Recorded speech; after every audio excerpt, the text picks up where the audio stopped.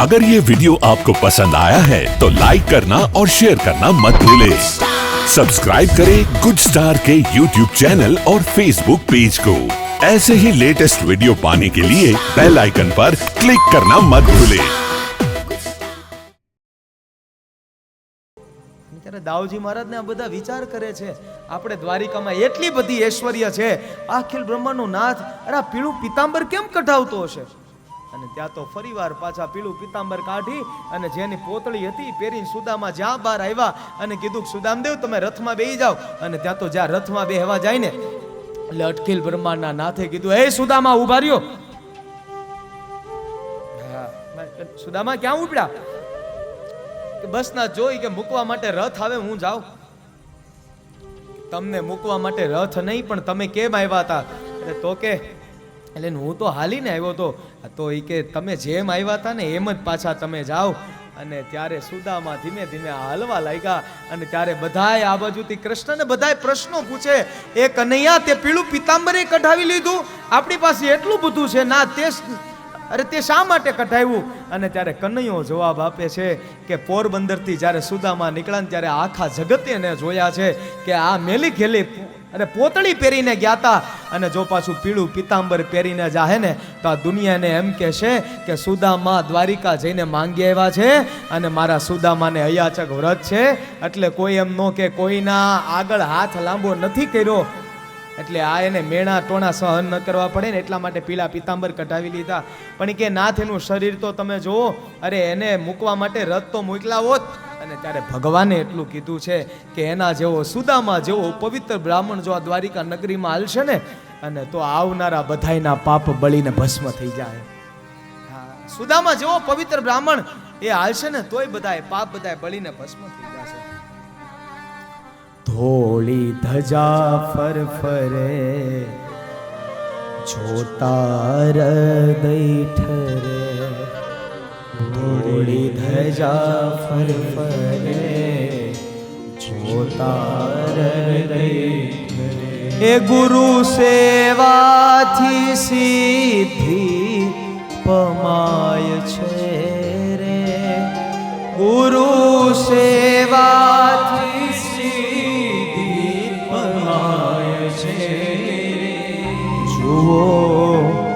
સુદામાજી દ્વારિકામાં જાય છે, હારે જુઓ સુદામાજી દ્વારિકામાં જાય છે. કૃષ્ણને વંદન કરું પણ શિશુને શું ધરું, અરે જી જગમાં કેવી ફજેતી થાય. અને અખિલ બ્રહ્માંડના નાથે સુદામા ધીમે ધીમે હાલ્યા ગયા, પોરબંદર પહોંચ્યા. અને પોરબંદર પહોંચી અને પોતાની જ્યાં કુટિયા હતી, પોતાની જ્યાં ઝૂંપડી હતી ને ત્યાં જોવા લાગ્યા કે મારી અહીંયા ઝૂંપડી હતી, ક્યાં ગઈ હશે, ક્યાં ગઈ હશે. એટલે ચારેય બાજુ જોવે પણ ઝૂંપડી મટીને ત્યાં તો મહેલ હતો. એટલે ત્યાં તો એને ખબર ન પડી. મનમાં તો એમ થયું, અરે કોઈક એવો ધનાટ્ય વ્યક્તિએ મારું ઝૂંપડું એક બાજુ કરી અને આ લોકોએ કદાચ પોતાનો મહેલ આ કદાચ એટલે બંધાવી લીધો હશે. એટલે સુદામાને આવું લાગે. પણ સુશીલાને ખબર પડી કે સુદામદેવ આવ્યા છે દ્વારિકાથી પરત. અને ત્યાં તો સુદામદેવના પત્ની સુશીલા એ તો નવલખો હાર પહેરીને દોડ્યા છે. ઓ એ સુદામા, એ સુદામા આ બાજુ અવતાર્યો, આપણો જ આ મહેલ છે. સુદામા કે અહીંયા તમને કે કોણ કે આ મહેલ કોણ બનાવી ગયું? અને ત્યારે કીધું અખિલ બ્રહ્માંડનો નાથ બનાવીને ગયા છે. હા, અખિલ બ્રહ્માંડનો નાથ. અને ત્યાં તો સુદામાની આંખો ભરાઈ ગઈ. અરે આમ તો જોવો, અરે ભગવાને કાંઈ બોલ્યા નહીં પણ મને આપ્યું ઘણું બધું. ભગવાન કાંઈ બોલ્યા નહીં પણ મને આપ્યું ઘણું બધું. આટલું કહીને કૃષ્ણએ કરુણા કરી અને ભાગ્યની રેખા કરી. સુદામા કહે કે મારો કનૈયો કાંઈ બોલ્યો નહીં પણ આપ્યું ઘણું બધું. સુદામાની પાસે સંપત્તિની અંદર ક્યાંય ફસાણા નહીં અને પોતાનું ભજન કરવા માટે પ્રભુના પદને પ્રાપ્ત કર્યા. અને ત્યારબાદ સૂર્યગ્રહણના દિવસે યાદવો પાંડવો ગોકુળની અંદર અરે બધા જ લોકો કુરુક્ષેત્રના સ્નાન કરવા માટે પધાર્યા છે.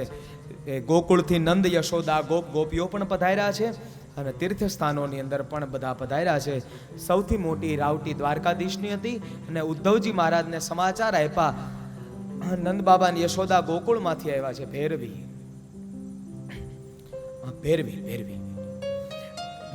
સૌથી મોટી રાવટી દ્વારકાધીશની છે. એટલે ત્યારે તીર્થ બધા જ લોકો બધા પધાર્યા છે. ગોપીઓ સ્નાન કરતા હતા. એટલે એવામાં સૌથી મોટી રાવટી દ્વારકાધીશની. એટલે ઉદ્ધવજી મહારાજને સમાચાર મળ્યા અને ઉદ્ધવજી મહારાજની પાસે નંદ બાબા અને યશોદા દોડતા આવ્યા કે કનૈયો અહીંયા છે. હા, કનૈયો અહીંયા છે. અને ત્યાં ઉદ્ધવજી મહારાજ ભગવાનની પાસે આવીને કીધું કે ગોકુળિયામાંથી નંદ બાબા આવ્યા છે, ગોકુળિયામાંથી યશોદા આવ્યા છે, તમને બોલાવે, કૃષ્ણ હાલો ને. અને એ ભગવાન સિંહાસન ઉપર બેઠા હતા કૃષ્ણ, અને એ પાછું ઊંચા સિંહાસને બેઠા હતા. ખબર પડી ગોકુળિયામાંથી નંદ બાબા અને યશોદા આવ્યા. અખિલ બ્રહ્માંડનો નાથ દોડ્યો છે મળવા માટે. હા, ભગવાન દોડ્યા છે. એટલે નંદ બાબા અને જ્યાં ભાવ વિભોર થયા, વર્ષો પછીનું મિલન હતું, ત્યારે કૃષ્ણ આવ્યા અને માને ખૂબ આભાર થયો.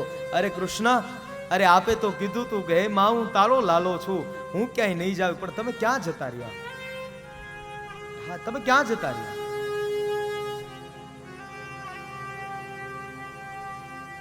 પણ કે માં, સંયોગ અને વિયોગે તો જીવન છે. આ સંયોગ અને કાલ કદાચ વિયોગ છે. એટલે કૃષ્ણ આવ્યા. માં તો ખૂબ વૃદ્ધ થયા હતા. જ્યારે વૃદ્ધો હોવા છતાં પણ કૃષ્ણને પોતાના ખોળામાં બેસાડ્યા અને પ્રેમ ભર્યો હાથ ફેરવે છે ભગવાનને. અને માં પણ ખૂબ આનંદ કરે છે. આજે ભગવાન માં યશોદાને પૂછે છે કે માં, અરે તારે શું જોતું છે? શું જોતું? તું કંઈક માંગી લે. ત્યારે કહેતા કહ્યું, બસ કૃષ્ણ, હવે તો કૃષ્ણ કૃષ્ણ કરતા પ્રાણ અમારા જાય. કૃષ્ણ કૃષ્ણ કરતા, અરે એ ઉદ્ધવ, પ્રાણ અમારા જાય. બસ આવું માંગીએ છીએ. એટલે યશોદાએ કાંઈ ન માંગ્યું.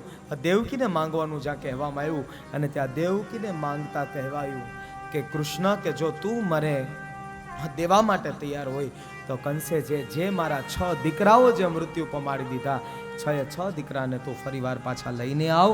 અને ત્યારે એ 6 પુત્રને પાછા લઈને આવ્યા છે. અને ત્યારબાદ એક અધ્યાયમાં વેદ શ્રુતિઓનું વર્ણન કર્યું, વેદોની પરમાત્માએ સ્તુતિ કરી. અને અંતિમ અધ્યાયમાં શ્રી કૃષ્ણની રાણીઓ દ્વારા થતી સેવાનું વર્ણન કરવામાં આવ્યું. એકાદશ સ્કંદની અંદર એકવાર વિશ્વામિત્ર, અસીદ, કર્ણાદ, દુર્વાસા, ભૃગુ, અંગિરા, કશ્યપ, વામદેવ, નારદજી બધાય ઋષિઓની સભા હતી. અને બધા સભાની અંદર કૃષ્ણ અને જાંબુવતીથી થયેલા પુત્ર સાંબને એક ગર્ભવતીનો સ્વાંગ રચવામાં આવ્યો. અને ત્યારે ઋષિમુનિઓ પાસે સામે લઈ જવામાં આવ્યા. અને ત્યારે કહેવામાં આવ્યું કે આ સ્ત્રીને પુત્ર થશે કે પુત્રી થશે, દીકરો થશે કે દીકરી થશે. અને ઋષિમુનિઓને જોતા ખબર પડી કે આ લોકોને મશ્કરી સૂજી છે. અને ત્યારે ઋષિમુનિએ કહી દીધું કે આને દીકરોય નહીં થાય, આને દીકરી નહીં થાય. અરે આને જે થશે ને, અને એ તમારા યદુકુળનો વિનાશનું કારણ થશે. અને જ્યાં બહાર નીકળીને જ્યાં જોવે, અને ત્યાં તો હળમુસળ નીકળ્યું. અને એ હળમુસળને ઘણું બધું એનું ચૂર્ણ કરી નાખ્યું છે. ચૂર્ણ કરી અને દરિયાના એક કિનારા ઉપર પધરાવી દીધું. અને જે તીક્ષ્ણ કાંટાવાળી, અને એ જે એનું નામ આપ્યું છે એણકા નામની જે વનસ્પતિ છે, એ આ હળમુસળ વાળી વનસ્પતિ. અને નાનો એવો ટુકડો જ્યાં દૂર સુધી જ્યાં પધરાવવામાં આવ્યો, અને એને માછલી જ્યાં ગળી ગઈ છે. ભગવાનને આ ખબર પડી. અરે ઋષિઓનો શ્રાપ મળી ગયો. ભગવાન પણ બહુ દુઃખી થયા. બધાને કહેવામાં આવ્યું કે હવે આપણું મૃત્યુ છે. અરે આ સોનાની નગરી આજથી 7મે દાડે જળની અંદર વિલીન થઈ જશે. અરે એ સોનાની નગરીને તો સંદેશો હતો, પણ ભગવાન મને તમને ઉપદેશ આપીને ગયા છે કે આ કાયા રૂપી હોનાની નગરી છે ને, દ્વારિકા છે. અને આનો પણ આજથી 7મે દાડે જ મૃત્યુ છે. આ પણ જળમાં વિલીન થઈ જાય. साथ देती नहीं है किसी का, क्या भरोसा है इस जिंदगी का.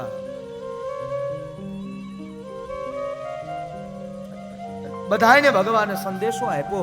56 કોટી યાદવોને કહે છે આજથી આ નગરી 7મે દાડે જળમાં વિલીન થઈ જવાની. હાલો આપણે પ્રભાસમાં જઈએ. ત્યારે બધાય લોકો પ્રભાસની અંદર પ્રભાસ ક્ષેત્રમાં આવ્યા અને કલી દ્વારા મદોન્મત બનેલા એ બધા યાદવો અરે કાકા પોતાના ભત્રીજાને મારે, ભત્રીજો પોતાના કાકાને મારે, અરે બાપ પોતાના દીકરાને મૃત્યુના ઘાટે પહોંચાડ્યા અને દીકરાએ પોતાના બાપને મૃત્યુના ઘાટે પહોંચાડ્યા. એમ કરતા કરતા 56 કોટી યાદવોનો આ વિનાશ સર્જાણો છે. બધાને કહેવામાં આવ્યું કે આ હોનાની નગરી હમણાં ડૂબી જવાની છે. અરે હાલો જલ્દી, બધાય પહોંચી ગયા અને પ્રાચીના પીપળે આવીને ભગવાને ચતુર્ભુજ રૂપ ધારણ કર્યું.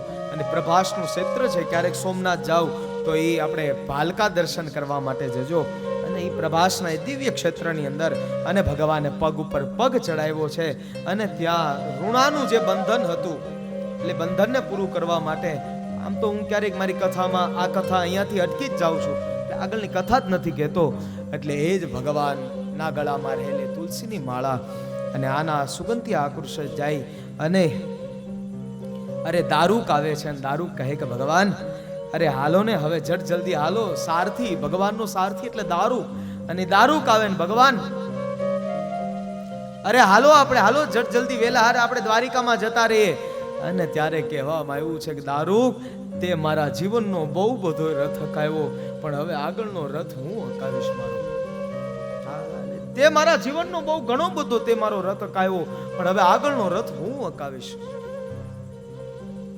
હા દારૂક હવે તમે અહીંયાથી રજા લ્યો. હા જેમ મારો અંતકાળ આવ્યો ને એમ તમારો આવશે. ઉદ્ધવજી મારા રડતી આંખે ભગવાનને શોધતા આવ્યા. ભગવાનને શોધતા આવીને કહેવા લાગ્યા એ ભગવાન હાલો ને આપણે એ પાછા આપણે જતા રહીએ. ભગવાન હાલો આપણે જલ્દી જતા રહીએ. ત્યારે ઉદ્ધવજી મહારાજને કહે છે કે ના ઉદ્ધવ, અરે આ તો એક મારું કર્તવ્ય હતું અને કર્તવ્યને પૂરું કરવા માટે થઈને હું આવી રહ્યો હતો. હાલે ને હમણાં મારું કર્તવ્ય પૂરું થઈ જાય. કર્તવ્ય સાધ કરે છે અને એટલા માટે હું અહીંયા આવ્યો. હમણાં કર્તવ્ય પૂરું થશે, હું નીકળી જઈશ. ઉદ્ધવજી મહારાજને કહે છે કે ઉદ્ધવ હવે તમે પણ તૈયારી કરો, તમારો પણ મૃત્યુનો કાળ નજીક છે. અરે પણ પરમાત્મા, અરે આપ જ્યાં સુધી હતા ને એટલે ત્યાં સુધી તો અમે તમારા શરણે આવતા, પણ આપ જતા રહેશો તો અમે કોના શરણે જાશું? ત્યારે ઉદ્ધવજી મહારાજને ભગવાને કહ્યું કે ઉદ્ધવ સાંભળો કે હું મારું બધું તેજ મારા ભાગવતમાં પધરાવું છું. જ્યાં ભાગવત હશે એટલે ત્યાં હું કોઈ ના કોઈ સ્વરૂપે હોઈશ. એટલા માટે જ આપણે એને કહીએ છીએ ને દ્વાદશાંગો વય પુરુષ. કંઈક વગાડો કંઈક.